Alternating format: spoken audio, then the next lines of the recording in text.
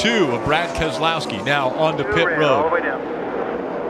You see the number of laps. Right front wheel is. Yeah, and you see the number of laps that Brad Keselowski ran. You're starting to see their hand there, Kelly, on how long they can run. And it sounded like Brad maybe didn't. Oh, and you see he's just hit a crew member, so this is a disastrous stop for Brad Keselowski. He went through his pit stall.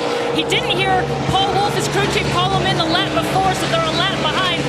And now just disaster as he went through his pit box. You saw the crew member get hit in a Tiger, go flying into the 2. They have had issues with pit stops before. It's one of the things that Paul Wolf told me they want to work on in these next 6 races ahead of the chase. Take another look. Coming onto pit road and into his pit stall, he's just too fast.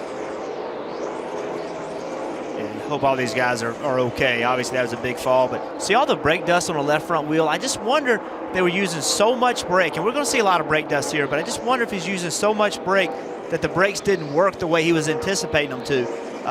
You know, sometimes it's easy to, you know, you're trying to get in pit road as hard as you can, you're trying to get your stall as hard as you can. The car just didn't get stopped. I mean, obviously it's, you know, falls on Brad, but I just wonder if he didn't anticipate it because the brakes weren't working quite as effectively as he had planned on. Sorry about that, guys. Just locked the front up, couldn't get him to come back. There in turn number 4, so Darrell Waltrip will go to John Kernan first. Bill Elliott expected to take on 4 tires. This is something they did not want to see. Oh, look out, look out! Oh my gosh! Ricky Rudd got tapped in, one of Elliott's crewmen, underneath the cars. He came flying in. Now they push Ricky Rudd's car away. Oh my, now they tell Ricky not to stop because Ricky did come in contact with a couple of crewmen. Now Bill sitting in the car.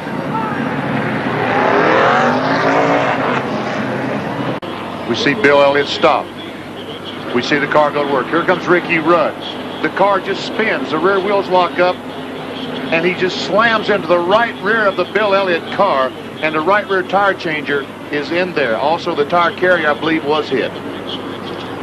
Here comes Rudd's car in. You see the right rear tire changer did not know that car was coming, and the jack man was hit as well.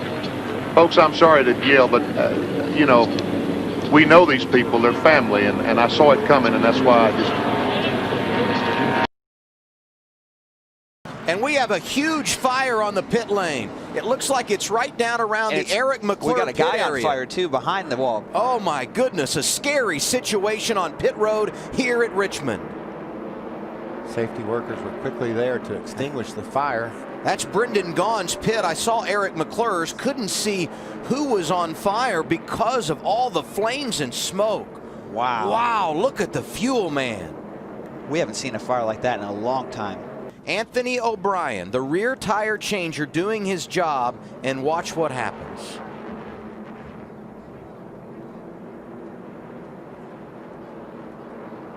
And we saw O'Brien while we were away in commercial being transported, and there were crew members all around that fire. Play of what happened on the Carl Edwards stop a moment ago. We showed it to you going to break. Colin Pawsey right here. Yeah, he just front clean in the grill, but boy, to a driver, and he get his foot caught underneath that splitter. Yeah. And you know, for a driver, normally when the jack is dropped, that's his signal to go. So you know, Carl Edwards did what he's supposed to do, but he just didn't quite get out of the way quick enough. Hard to believe, but he limped away and is doing just fine now, Marty. Yeah, he limped away and he just did that pit stop again, Adam. And actually what happened is his left shoe got caught underneath the splitter of the car and actually had the left shoe. The shoe actually came apart. Look, the shoe came apart, and that saved him right there. The shoe came apart. He was able to walk away just fine. And you know what they were doing? He was pulling that tape we've been talking about for 10 minutes off of the grill, trying to get Carl Edwards' car a little bit cooler, but thank goodness to the shoe, everything was all good. Laps ago, took his car into the garage area. Now here's Keselowski and Menard. With Menard going around. Now Jimmy Johnson is his pit. Here comes a sliding Paul Menard, and the crew goes right to work. Yeah, Paul Menard's crew, they were able to go ahead and do this because, as you see, he is in the pit box even with that left rear tire. So what they did was perfectly legal. However, Jimmy Johnson had to back up to get out of his pit stall and lost 10 positions. Looking at Sam Hornish Jr. on the racetrack, watch this yellow car leaving its pit stall a minute ago. conditions are tight on the racetrack, they're tight on the pit road here at Bristol as well. I don't know how many times we've seen that here. Coming out of your pit stall, just don't have enough room. Wow. That's a close call right there. I hope he's okay. Looks like he is. He's going around to finish his pit stop. Right sides for Keselowski. Oh, contact there as David Rudiman was just coming to his pit stall. Back it up.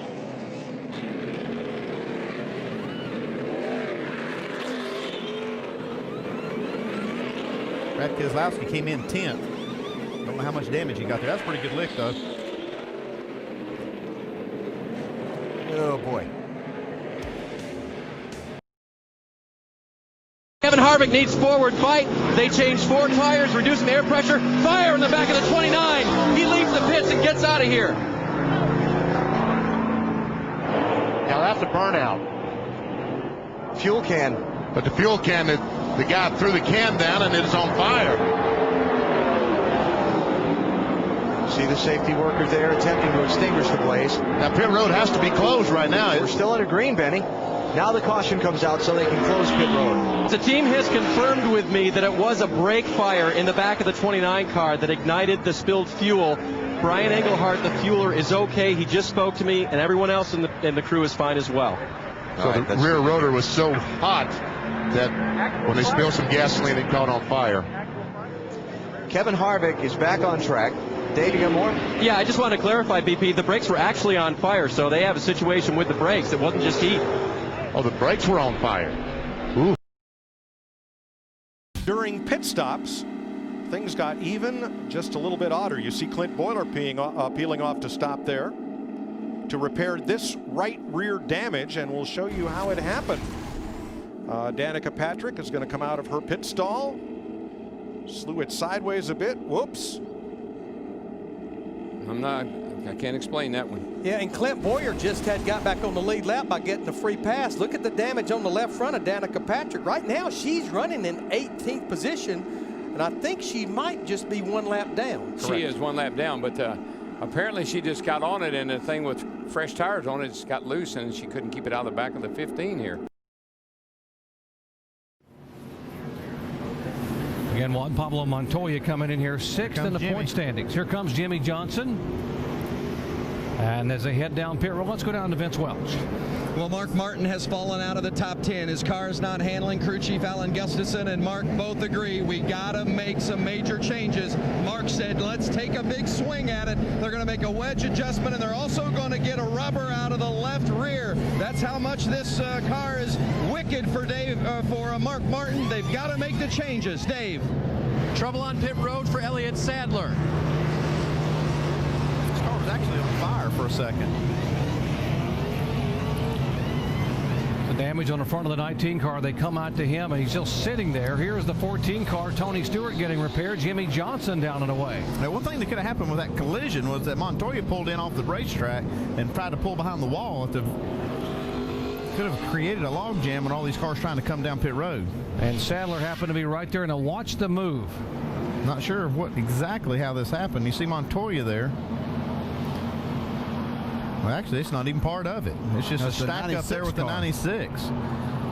Yeah, but Menard, Sorensen, Sadler, and Waltrip. That's the chain reaction there on pit road, and Elliott Sadler got the worst damage. Yeah, I just looked up and saw this 19 car on fire, and then saw this 42 pull into the garage. I thought maybe he caused it, but he was no part of it at all.